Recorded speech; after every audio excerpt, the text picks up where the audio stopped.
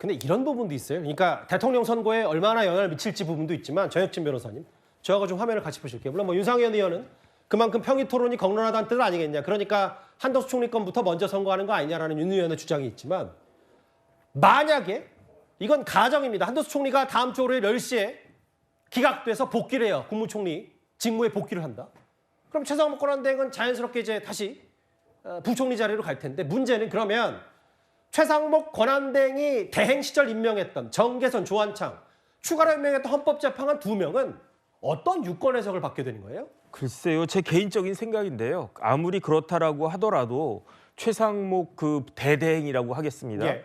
임명한 저 두 사람에 대해서 그 임명 효력 자체까지 부인하기는 어렵지 않나 저는 개인적으로 그 생각을 하고요. 왜 그런가?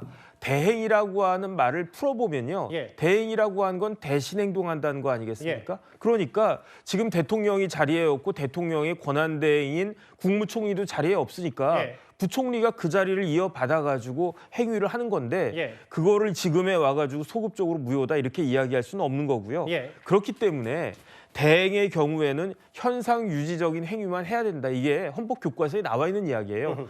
대행도 그런데 하물며 대대행이라고 하면 예. 더 극도로 현상 유지적인 행위만 했었어야 됐는데 그러니까 헌법재판관을 임명하는 등의 행위는 사실은 곤란한 것이었다. 그때 예. 그 최상목 그 대대행이 그 2명을 임명한 것은 사실은 그렇게 적절한 것이 아니었다. 이렇게 될 수 있을 것 같고요. 그러니까 정치적으로는 지적할 수 있지만 법적으로 저 새롭게 임명했던 2명의 헌법재판관이 다시 헌법재판소 재판을 해서 빠질 가능성은 거의 없다. 이런 말씀하시는 제가 거예요. 봤을 땐 그렇고 그렇기 때문에 지금 그 최상목 권한대행이 마은혁 후보자를 재판관으로 임명하지 않는 것은 그건 정당한 것이었다. 오히려 저는 그렇게 생각이 됩니다. 아까 저희가 자막에 좀 혼선을 들어 죄송한데 무효가 된다는 건 단언할 수는 없고 그럴 가능성이 있다는 것만 염두에 둔다. 근데 장희 변호사님, 뭐 다시 6인 체제가 되는 건 쉽지 않다. 물음표를 치고 영향을 줄까? 시나리오 중에 하나인데 문제는 이렇게 계속 미뤄지면요. 대통령에 대한 선고가